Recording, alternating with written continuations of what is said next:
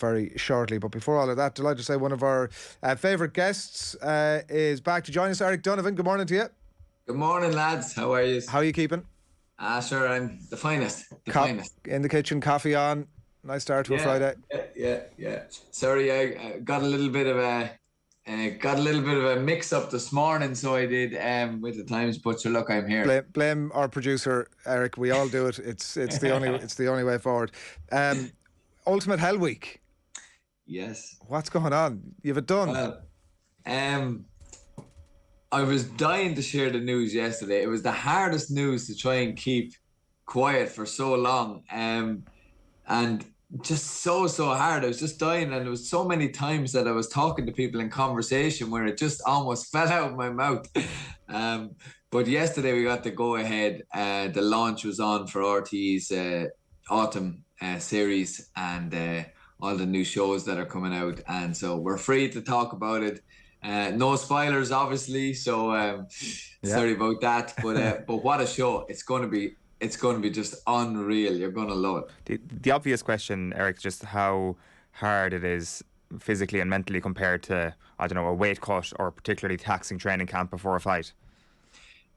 Honestly, it's one of the toughest things I've ever done in my whole life. Like it is the toughest thing I've ever done in my whole life. Just absolutely crazy. And you see, for me, my last fight was on the 14th of May, my last boxing match, and that was in Belfast. And then I was due to meet up with the rest of the crew for Hell Week on the 15th of May, the day after, in Cork. And then it was action, cameras rolling on the Monday. So I didn't even know how I was going to come through the fight. Every time you step in the boxing ring, you know, you're putting yourself at a risk. You know, you could get a cut, you could get a bad injury, anything could happen. And so even in the fight, like, I was just fully focused on the fight. But at the back of my mind as well, it was also kind of like, right, I've agreed to do this. I've agreed to do this thing as well, and I have to kind of come through that. But I told him, in principle, I provisionally go. You know, interviews, everything done, and but I have to come through this fight. But I came through the fight handy. Like, I won't say handy enough, but I stuck to my boxing and just got through it and got the win. And then it was like, right. Normally after a fight, I take a week off and enjoy myself. But this time I went straight into hell. I have to say, I love the show. I absolutely love it. Once you watch one, you get totally hooked, and I think there's a part of everybody that watches it goes, I wonder could I? And I'm certainly under no illusions.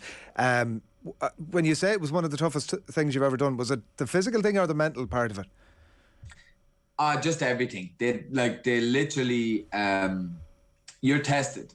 You know, as Is it Ray Goggins? Is it? Yeah, he says we will test the core of your soul. You know, it gives me shivers even listening to that man. Do you know what I mean? Just they really do test you. You know, it's just anything you can think of. Like, when you think of tough challenges, it's that and multiplied by many more times. Because, like, they turn up the fatigue and they know when to push your buttons at the right time. Is that it?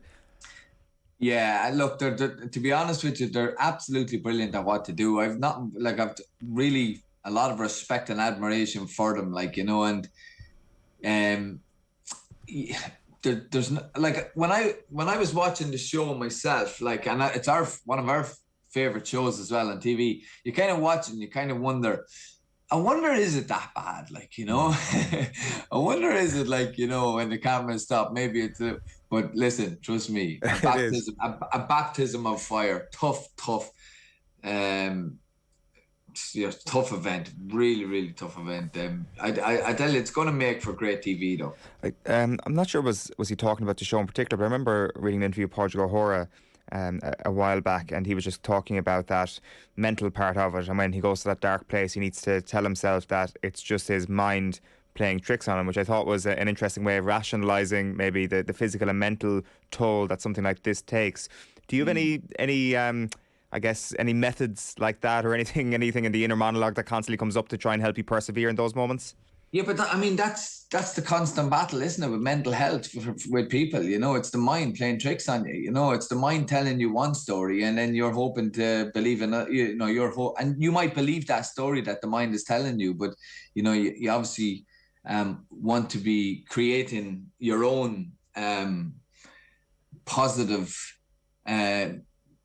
stories. You know, and it's about how you talk to yourself, how you you know, the kind of views that you have, you have to challenge those thoughts, especially those thoughts where you feel like you're not good enough, or you're not capable, or you're worthless, or you're inadequate, and all those kind of things. You have to really stand up for yourself and challenge yourself, and try and overcome them. So in a way, he's right in what he's saying, you know, because you will go to those dark places in there, but you know, many people go through those dark places every day in their life, you know, when they're battling all whatever struggles they're going through.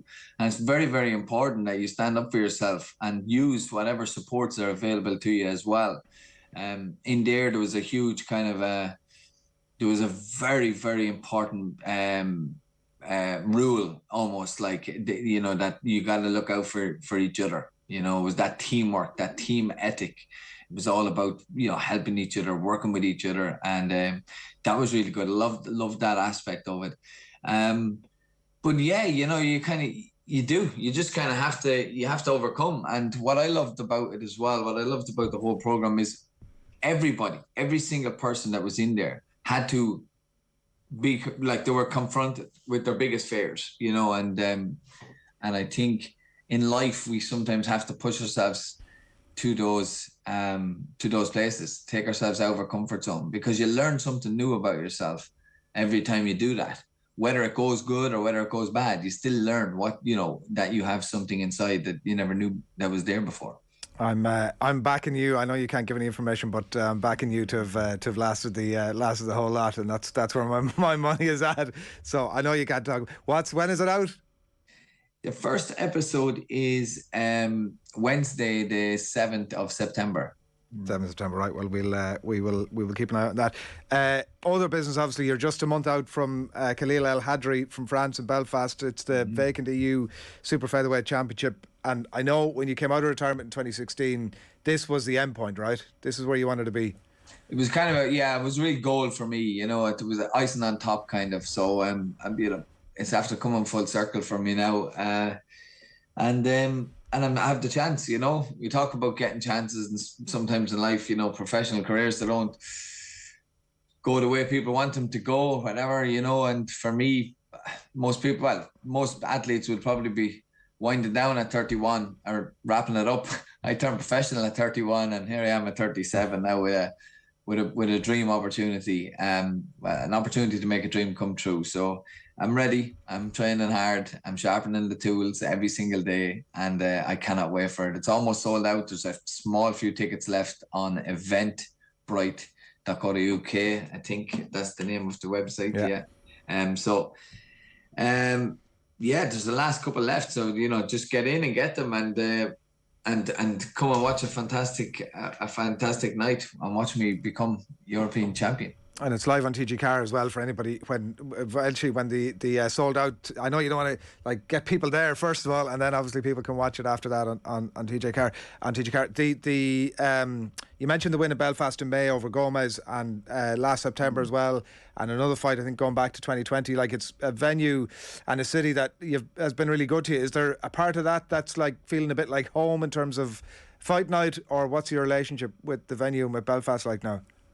Yeah, like, it's, you know, it has been good. To be fair, it has been good over the last while, and you know, it's they've looked after us, the Europa Hotel, and it's a nice location, and you know, we're still fighting on Irish soil, and this fight is a home fight to me. You know, all the fans, 99% of the fans that are going to be there are going to be my fans. They're going to be in my corner, and I'm very lucky to have that, and very grateful to my sponsorship team for coming up trumps and winning the purse bid to make all of these arrangements. And thanks to my manager, Mark Dunlop, for all of his work and putting it together. It's, you know, it's a big operation, you know, TV trucks, and I mean, the police in Northern Ireland have to be involved as well to kind of make sure everything kind of, you know, trucks have to come in, the roads and all have to kind of be manned and looked after. Like it's a big operation. So I just want to thank a lot of people for making it happen. I just don't want to look too far past this fight. I want to win this fight. I'm going to win this fight. I believe in myself. I believe this is my time. And then we can talk about some exciting, subsequent opportunities after that, I suppose. You're not thinking that this is, I get this done and I get out of here. You're thinking, I get this done and I kick on. Yeah, well, I win this, and I fulfilled a goal, a career goal, and I'll be very, very interested then to discuss and talk about other opportunities, because why not? It's it'll be a great position to be in, and it'd be great to have options and choices, and maybe we can go one or two more times. Who knows? Like, you're fighting against these pups basically, and like the age thing is not a factor, because the last fella you beat was younger again than this lad. So obviously that's not in your consideration. How long do you think you will keep going for? Like, as you said, you obviously had that break in your career. Do you feel that, like, I know Paul O'Connell used to always say when he was injured, well, if I'm out for a year now, that's a year in the bank at the end of my career. What are you thinking? Yeah, it's hard to really know. It's hard to pinpoint it. Like, some days are tough. Some days I'm I'm buzzing again. But it is hard. It's a hard sport, tough sport. It's not the kind of sport you want to be trying to get longevity from. Like, it's never been for me about money or fame or anything. It's just been about trying to fulfill a career ambition and trying to win a title, because I feel like I let myself down during my amateur career. I've won an awful lot. I'm very, very lucky that, I'd say lucky, but like I've a lot of accolades in boxing. I've won an awful lot. But I've also left a lot behind me. And I just want to try and make amends there, and to try and right a few wrongs. And winning this title will be justification for me in that regard. And then I am, as I said, 37. My wife Laura is due our baby 2 weeks after I become European champion, and so my priorities will be also changing at the same time. But there is the possibility of that I like to hold on to the idea of maybe having a big homecoming, whether here in Drogheda, where I'm living now, or back home in my home county of Kildare. One or the other. Just, I would love to bring a big night back down south, and maybe even both before I hang up the gloves. But again, this all depends on being successful on the 24th of September, and that's where my focus lies. If you thought Ultimate Hell Week was tough, wait till the new baby arrives and that on repeat. What just on the point about the stuff that you've left behind in your amateur career, and then if I can get this win, I think is what you said, then that would be justification for all of that stuff. How hard is it to try and make your peace with that stuff, Eric? Sort of almost regardless of the result, and almost regardless of the end of your career. Is that impossible? Do you need that success? Do you need the fulfillment of what the next couple of years will bring? Yeah. If I told you no, I don't, I'd be lying probably. I really do want to win this. I've been talking about this for so long. To be fair, when I started out as a professional, this wasn't like, because I was 3 years in retirement. I know I was doing a little bit of training, a little bit of sparring, but I wasn't competing, and didn't really know if the spark was there again. And the idea was always to just get a few fights under my belt and experience professional sport and see what it's like. But when I got going, I got a bit of momentum. I got a bit of a kind of a backing and a few fans behind me, and it kind of just built up a bit of momentum, and kind of the ball got rolling, let's say. And I won the Celtic title, won the Irish title, and then had the chance to fight for the EU title last May 2021.